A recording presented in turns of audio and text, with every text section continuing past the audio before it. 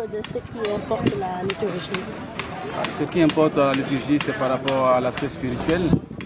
Ça va depuis le commencement, la croix des GMJ qui a parcouru toutes les paroisses du dernier de la Petite Côte, la neuvaine qui en est suivie, et les préparations, les récollections, les veilles de prière, les confessions dans différentes paroisses.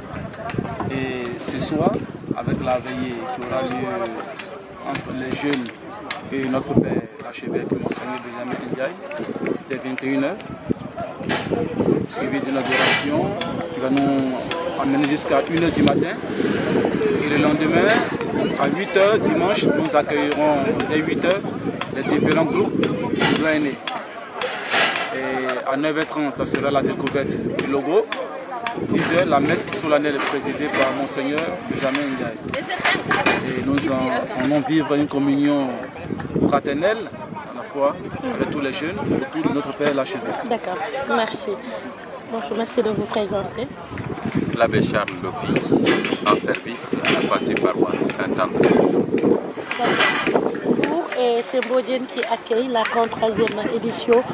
Quel est l'apport que vous êtes venu faire ici? En matière, quand vous parlez d'apport, je suis responsable du comité liturgique. Raison pour laquelle, vous avez vu, depuis ce matin, nous nous sommes rassemblés ici pour préparer l'événement qui accueille tous ces jeunes doyennés et même au-delà du diocèse qui vont converger vers Mbodiène en communion avec notre Père évêque et en communion également avec tous les jeunes du monde entier pour vivre ce temps fort de la foi.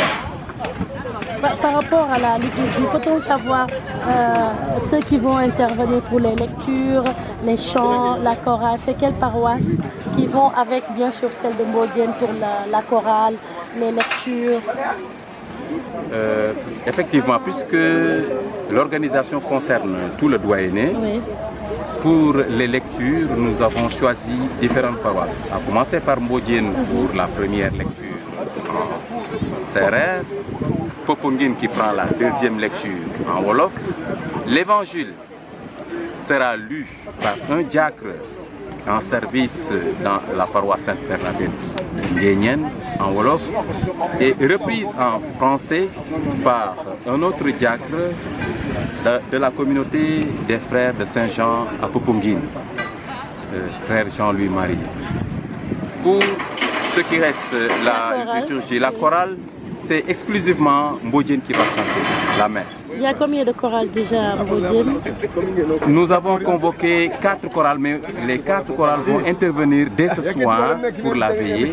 Nous aurons, après l'adoration du Saint-Sacrement, nous aurons un mini-concert.